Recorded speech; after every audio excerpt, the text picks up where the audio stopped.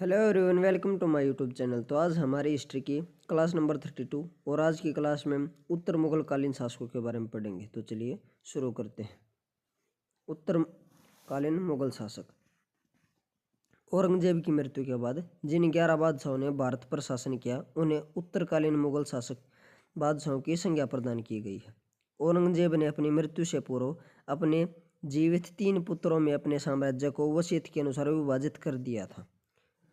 वसीयत के अनुसार जो शहजादा मुअज्जम, जिसे बहादुर शाह प्रथम भी कहा जाता है, यानी कि इसका दूसरा नाम बहादुर शाह प्रथम है, को दिल्ली व आगरा सहित कुल 11 सूबे दिए।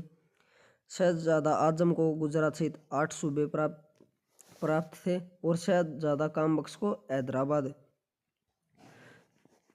जो रियासत थी या जो सूबा था वो सौंपा गया था। तो अपने जो 3 पुत्र जीवित थे इसकी मृत्यु से पूर्व उनको वसीयत के अनुसार ये क्षेत्र औरंगजेब ने दिए थे। लेकिन औरंगजेब की मृत्यु के पश्चात तीनों पुत्रों में उत्तराधिकार के लिए युद्ध हुआ, जिसमें मुअज्जम यानी कि बहादुर शाह प्रथम विजयी रहा। यानी कि जो ये 3 पुत्र थे औरंगजेब की मृत्यु के बाद इनमें गद्दी के लिए युद्ध हुआ, उसमें बहादुर शाह प्रथम विजयी हुआ। बहादुर शाह प्रथम विजयी या मुअज्जम विजयी हुआ। उसके बाद हम पढ़ेंगे बहादुर शाह प्रथम यानी कि मुअज्जम के बारे में पढ़ेंगे। इसका मूल नाम मुअज्जम था। इसका शासनकाल 1707 से लेकर 1712 ईस्वी तक था। इसका अन्य नाम था शाह बेखबर, जो खफी खां के द्वारा दिया गया था। अब इसके बाद है इसके शासनकाल में जाजव का युद्ध हुआ था, जो कि जून 1707 ईस्वी में जाजव नामक स्थान पर, यह कहाँ पर है, आगरा व धौलपुर के बीच में है। इसने अपने भाई आजम को पराजित कर मार डाला। जाजव के युद्ध के पश्चात बहादुर शाह प्रथम ने जनवरी 1709 में हैदराबाद पहुंचाया तथा अपने छोटे भाई कामबख्श व उसके पुत्रों को मार डाला। उसके बाद है बहादुर शाह प्रथम ने अपने पिता औरंगजेब की संकीर्णतावादी नीतियों को छोड़कर समन्वयवादी नीतियों का पालन करते हुए राजपूतों और जाटों के साथ अच्छे संबंध बनाए।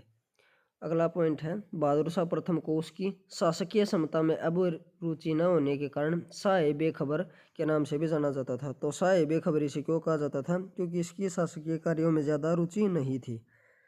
उसके बाद है बहादुर शाह ने सिखों के 10वें गुरु गुरु गोविंद सिंह के साथ मेल मिलाप के संबंध स्थापित किए और उन्हें संतुष्ट करने के लिए गुरु के सम्मान में उच्च मनसब प्रदान किया। उसके बाद गुरु गोविंद सिंह की मृत्यु के पश्चात एक सिख नेता बंदा बहादुर के नेतृत्व में पंजाब में सिखों ने बगावत कर दी। इससे तंग आकर बहादुर शाह ने इनके खिलाफ कड़ी कार्रवाई का फैसला लिया था। सिखों के साथ सैन्य अभियान के दौरान फरवरी 1712 में इसकी मृत्यु हो गई थी। इसकी मृत्यु के बाद इसके चारों पुत्रों जहांदार शाह, अजीम उस शाह, रफ़ी उस शाह और जमान शाह में गद्दी के लिए संघर्ष हुआ, जिसमें जहांदार शाह सफल रहा। यानी कि इन चारों में से जहांदार शाह विजयी हुआ। अब जहांदार शाह के बारे में पढ़ेंगे। इसका शासनकाल था 1712 से लेकर 1713 तक। जहांदार के समय जो सारी शक्तियां थी वो उसके वजीर, जो जहांदार शाह का वजीर था जुल्फिकार खां, इसके हाथों में थी।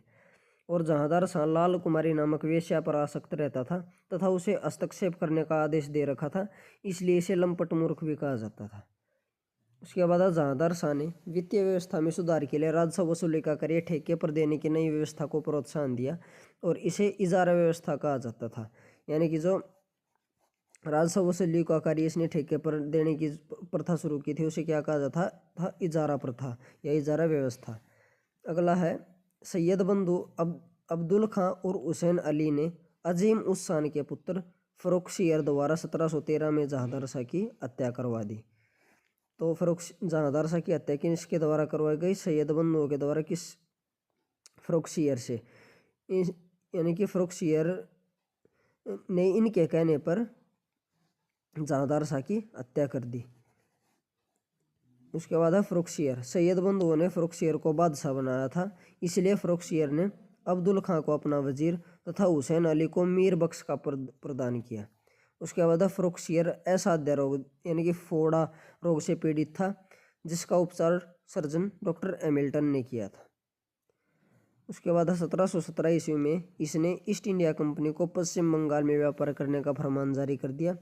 इस व्यापार के बदले में कंपनी ने फर्रुखसियर को 3000 रुपये प्रति वर्ष देने का वादा किया था। तो ईस्ट इंडिया कंपनी को पश्चिम बंगाल में 1717 में व्यापार करने का फरमान किसने जारी किया था? फर्रुखसियर ने। फर्रुखसियर को गणित कायर भी कहा जाता था। और 1719 में सैयद बंधुओं ने गला दबाकर इसकी हत्या कर दी। सॉरी, यहाँ हत्या नहीं, हत्या होगा, हत्या कर दी। उसके बाद है फरुखशियर की मृत्यु के बाद क्रमशः रफ़ी उद दर्जात और रफ़ी उद दौला बादशाह बने, परंतु दोनों भाइयों की बीमारी के कारण मृत्यु हो गई।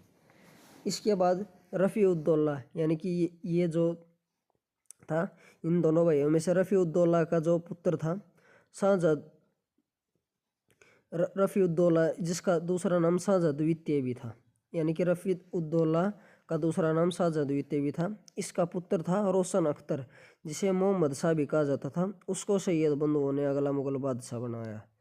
यानी कि फरुखशियर के बाद कौन कौन शासक बने थे? रफ़ी उद दर्जात और रफ़ी उद दौला। इन दोनों की बीमारी के कारण मृत्यु हो गई। उसके बाद रफ़ी उद दौला के बेटे रोशन अख्तर को बादशाह बनाया गया। मोहम्मद शाह, इसका मूल नाम रोशन अख्तर, शासनकाल 1719 से 1748। मोहम्मद शाह को अधिक समय हरम में बिताने और उसके विलासी आचरण के कारण रंगीला भी कहा जाता था।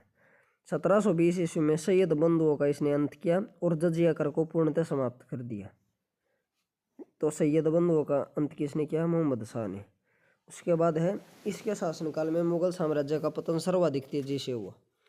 मोहम्मद शाह के काल में अनेक स्वतंत्र राज्यों का उदय हुआ, जिसमें मुर्शिद कुली खां के नेतृत्व में बंगाल का उदय हुआ, शहादत खां के नेतृत्व में अवध का, और निजाम उल मुल्क या चिकनिज खां के नेतृत्व में हैदराबाद का उदय हुआ।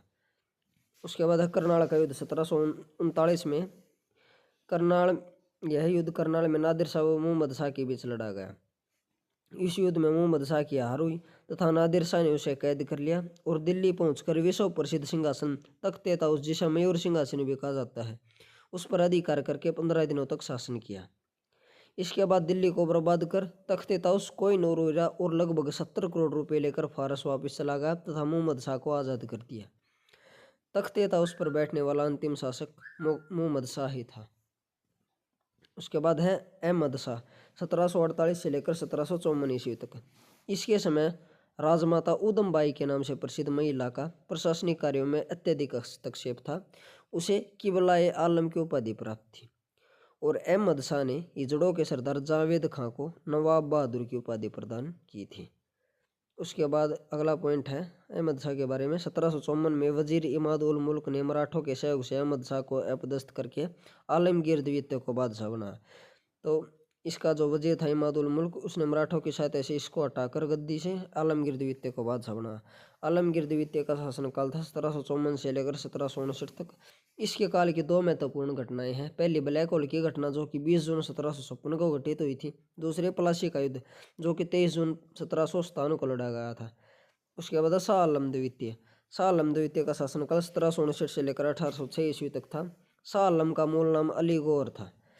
पानीपत का तीसरा युद्ध इसी के समय में 1761 ईस्वी में 14 जनवरी 1761 ईस्वी को हुआ था। अहमद शाह अब्दाली व मराठों के बीच हुआ था।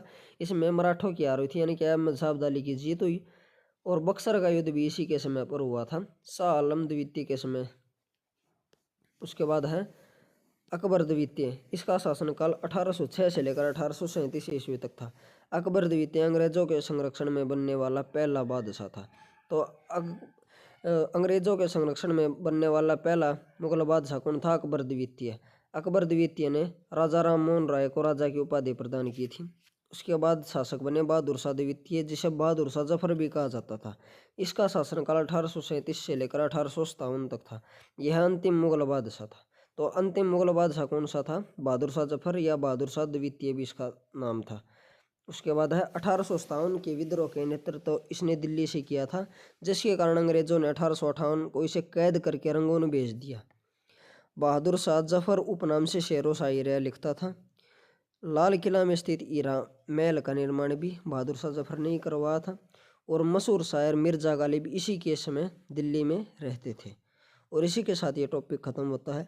अगर आपको वीडियो अच्छी लगी हो तो वीडियो को लाइक एंड शेयर करें तथा चैनल को सब्सक्राइब करें। Thank you.